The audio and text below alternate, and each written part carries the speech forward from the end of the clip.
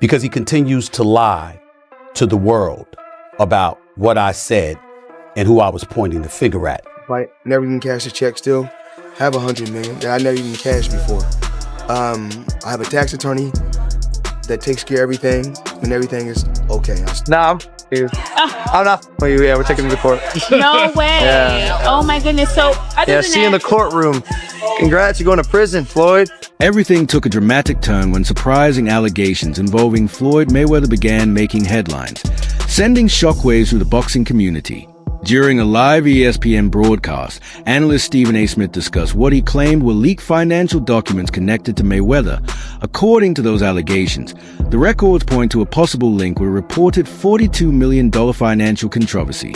As the claim spread, speculation intensified, with rumors suggesting that authorities could now be looking into the matter and that legal consequences might eventually follow. Stephen A. Smith, who has previously questioned Mayweather's lavish spending habits, suggested that the situation may be far more significant than it initially appears.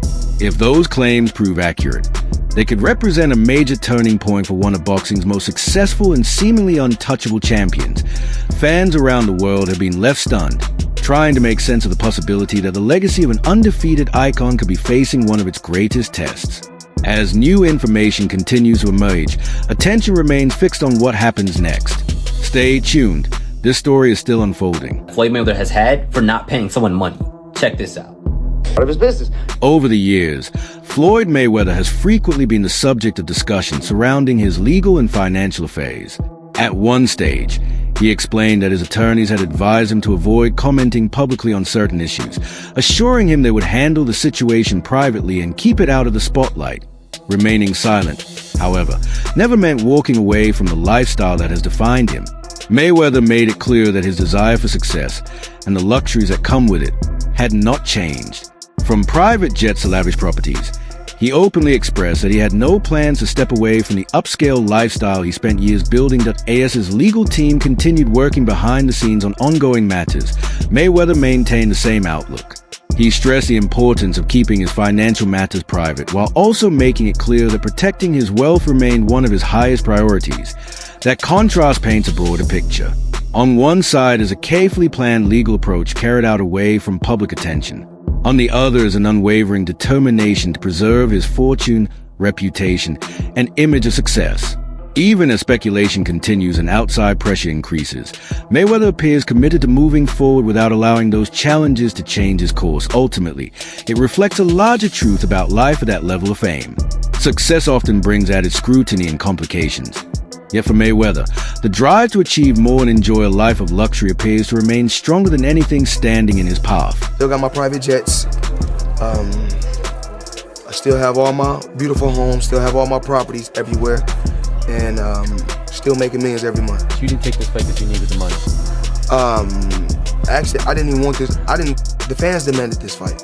You know, at one particular time, of course, with this fight, of course, I do want to make a ton of money. Despite all the attention surrounding him, Floyd Mayweather insisted that one thing has never changed. His business empire remains firmly in place. He confidently stated that his private jets are still operating, his luxury properties are still his, and his worldwide investment continue bringing in millions of dollars month after month. When questioned about whether financial reasons motivated his latest fight, Mayweather rejected that suggestion. He maintained that returning to the ring wasn't something he was pursuing on his own. It was what the fans wanted. At the same time, he acknowledged that if he does compete, a substantial payday is naturally expected. Meanwhile, Stephen A. Smith has consistently praised Mayweather's accomplishments inside the ring. On numerous occasions, he has pointed to the qualities that made Floyd such a difficult fighter to beat: his discipline, exceptional defensive ability, and remarkable talent for outsmarting every opponent who stood across from him. Smith has often described Mayweather as much more than a gifted boxer. In his view, Floyd is a master strategist who didn't simply fight to win, but perfected the ability to avoid defeat altogether. Every decision, every round, and every performance reflected careful planning, precision, and ring intelligence that separated him from the competition. For Smith, Mayweather's legacy extends well beyond his undefeated record.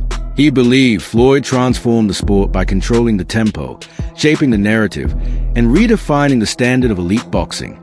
In his opinion, Mayweather's greatness isn't something to question.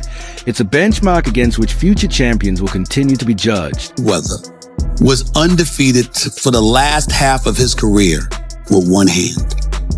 He constantly broke his hand. Yeah. He would go into a ring knowing he had no shot at knocking somebody out because his hands were hurt too much. And literally walked in the ring and said, I'm going to embarrass you and humiliate you by showing the world you can't hit me.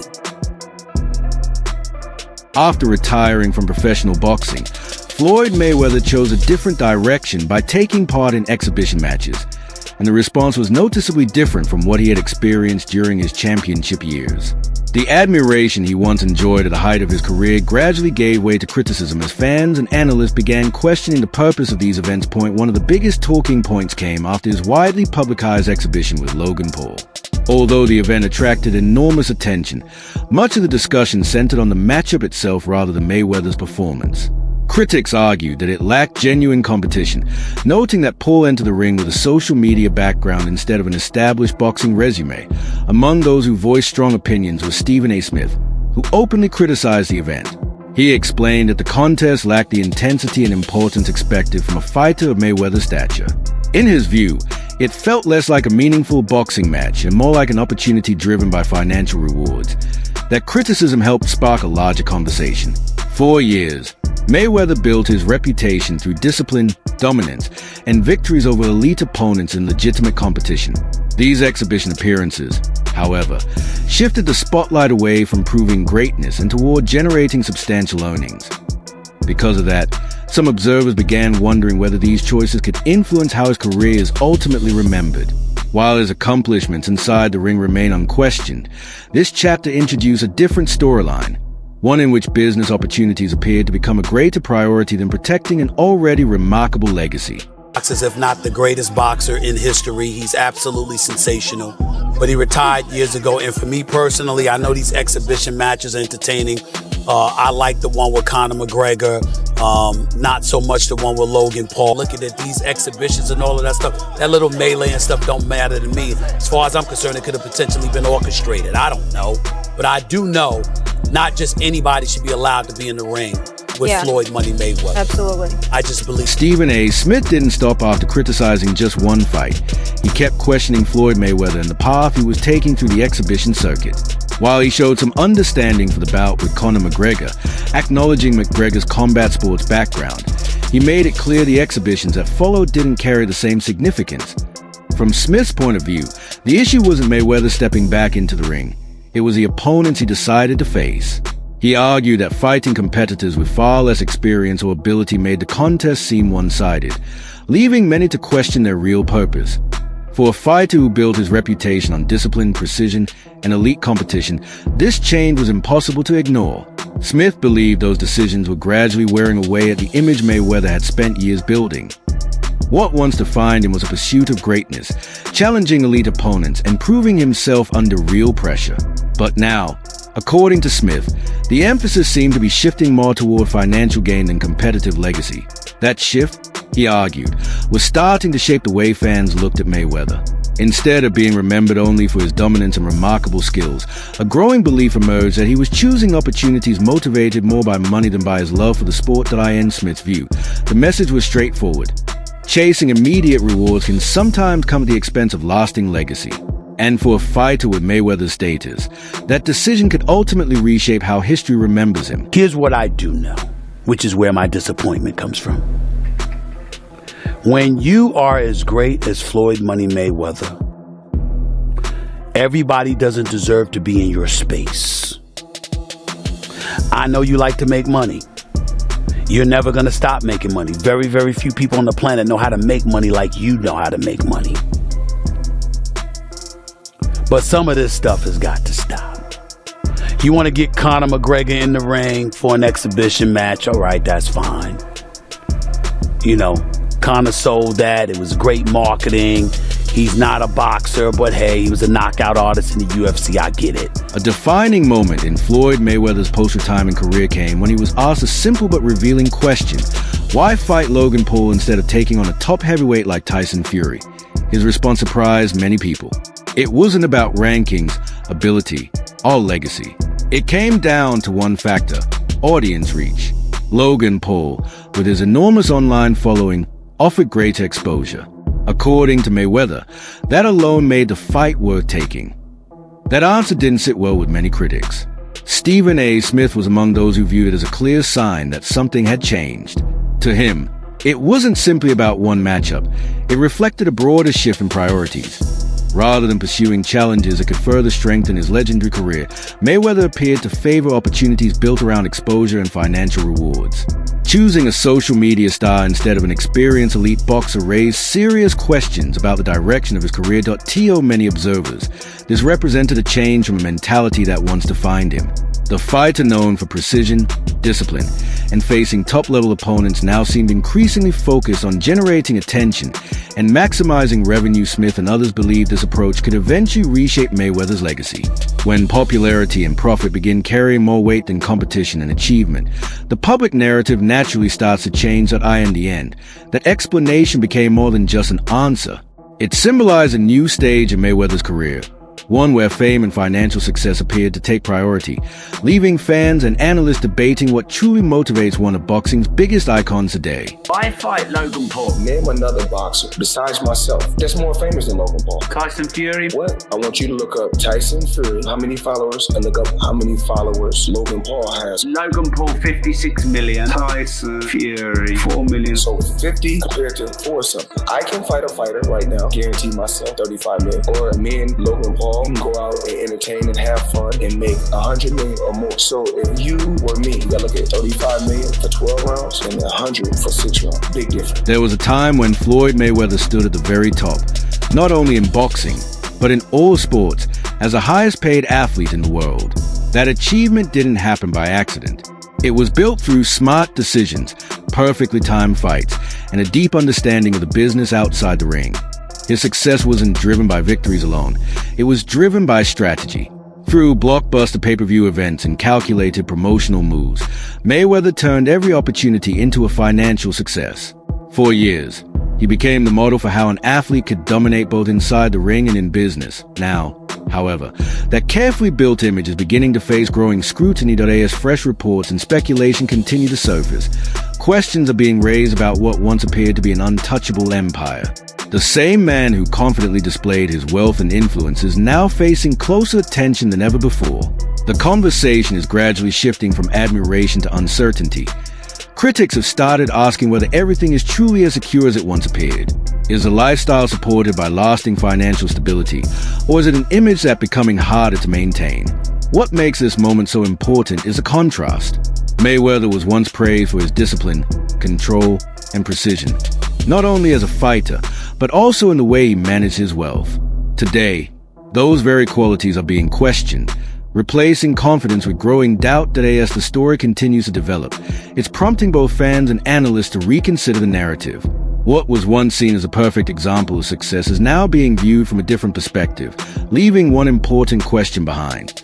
Was everything really as flawless as it appeared? Floyd Mayweather, the highest paid athlete, not the highest paid boxer, the highest paid athlete in the world. I had the opportunity and pleasure to be around him for many years. I was his personal shopper. I was a personal friend of his family. One of my greatest memories of being just lucky enough to even be around that environment was watching him train. Watching Floyd Mayweather train is a masterclass in discipline. It is a masterclass in work ethic. It is a masterclass in this is how you execute and get stuff done. Every rep, he hits it hard. There's not one lazy rep. He does everything at such a high frequency, so elevated. I'm like, goodness gracious, watching this man train, it's like, that's how I want to train for life. I've been to the club with Floyd where we leave in the club 3-4 in the morning and he's still going to hit his 6 miles. He'll have all the cars follow him and he's running down the Las Vegas Strip, down back streets. A legal dispute emerged following the high-profile June 2021 exhibition between Logan Paul and Floyd Mayweather after Paul claimed he had not received the full amount he believed he was owed from the event's pay-per-view revenue. According to Paul, somewhere between $1 million and $3 million from his share was still outstanding. Frustrated by what he described as unpaid earnings, he publicly announced plans to pursue legal action during a 2022 interview with TMZ Sports. From Paul's point of view, the dispute centered on a breakdown in the financial agreement. and a lack of transparency regarding how the event's revenue was divided after the fight. Mayweather, however, strongly denied those allegations. He insisted Paul had already received full payment and argued that delays or misunderstandings involving payouts are not uncommon in major exhibition events with multiple revenue sources. Even so, Paul maintained that the issue remained unresolved and continued considering legal action, claiming the terms of the agreement had not been fully honored. The dispute ultimately revealed a side of major exhibition events that fans rarely see, where enormous hype, celebrity involvement, and complicated pay-per-view revenue structures can sometimes create financial disagreements long after the final bell. What began as one of the year's biggest entertainment events eventually evolved into a financial dispute, showing just how complex money matters can become when boxing, business, and celebrity culture all intersect. Or is that something that you can't disclose right now? He has not paid me in full. That is a fact. No Short a few mil, yeah. Wow. Still a few mil. Yeah, oh yeah. Have you been in contact with him? Nah, we're taking this for the court. No, are you being serious? Is this like a... Do I look serious, lady? You do. I'm just making sure. I apologize. Really? I'm just... Nah, I'm not. Yeah, we're taking him to court. No way. Yeah. Oh my goodness. So, See you in the courtroom. Congrats, you're going to prison, Floyd. The story of Floyd Mayweather has never been defined only by championships and wealth. It has also been shaped by a long and complicated history of legal issues that have followed him throughout his career. Despite achieving extraordinary financial success, Mayweather has repeatedly dealt with legal disputes and courtroom matters over the years.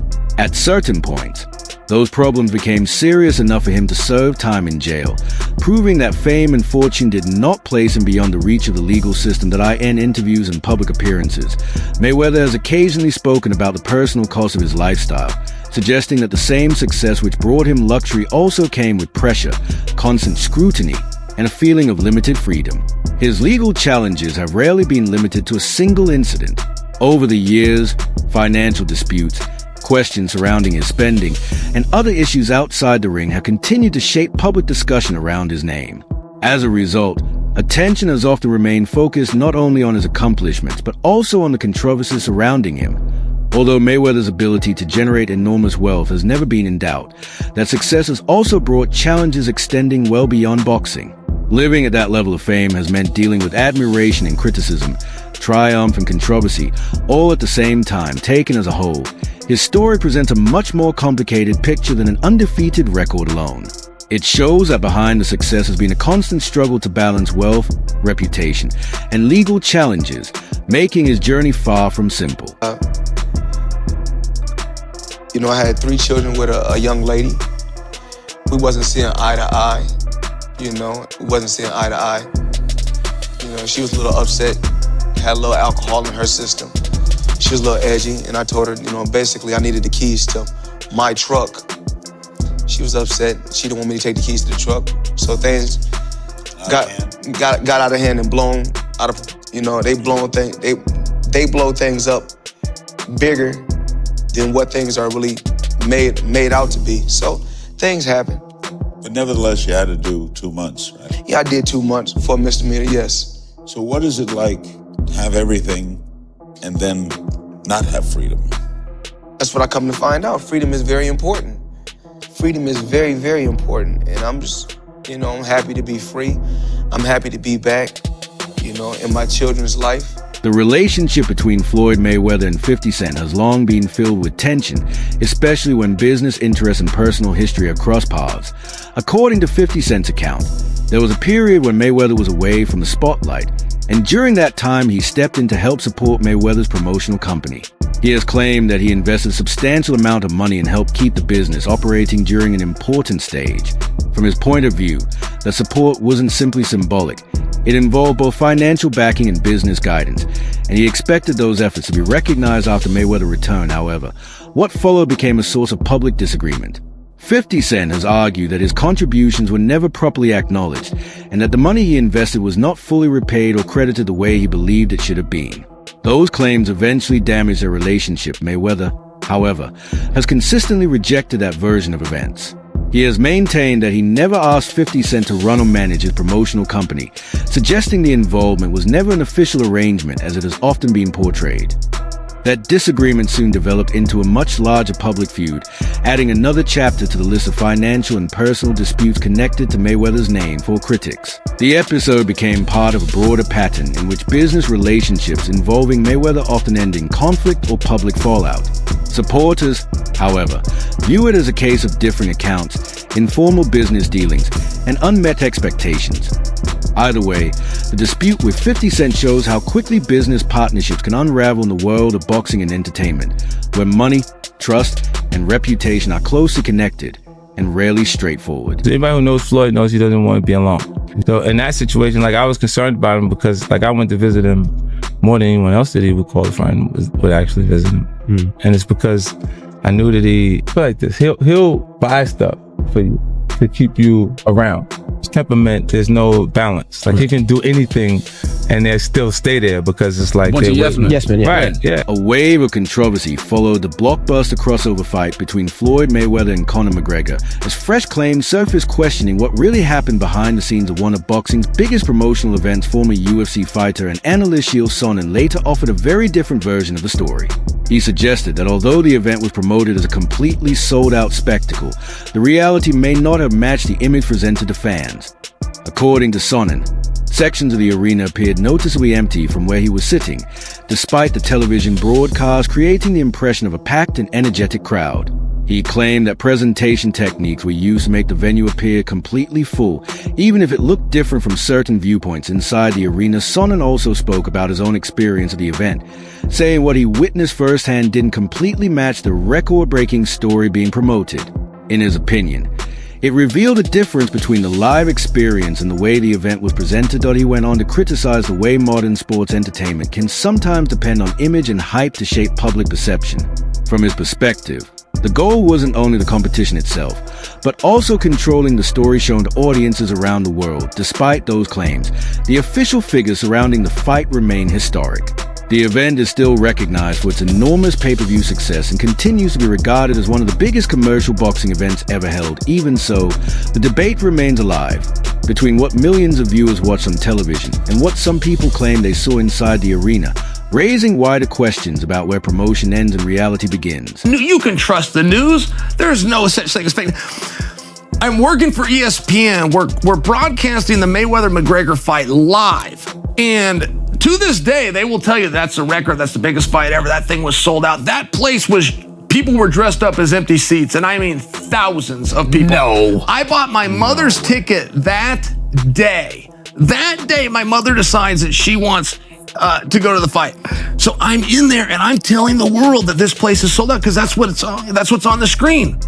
And it's not even close. Yeah. This isn't like, it's pretty much full. This isn't, there's thousands of empty seats. That was the first time that in my own life I ever just, wow, fake news is real. Wow. And then Mayweather and McGregor, they wanted a rematch. They were begging. They were doing more media trying to get a rematch than they did leading into the first match. And the guys that wrote the checks. But why didn't it sell out? I mean, it's such two big draws. They promoted it so well. All anybody's talking about. Yeah, there's still a number.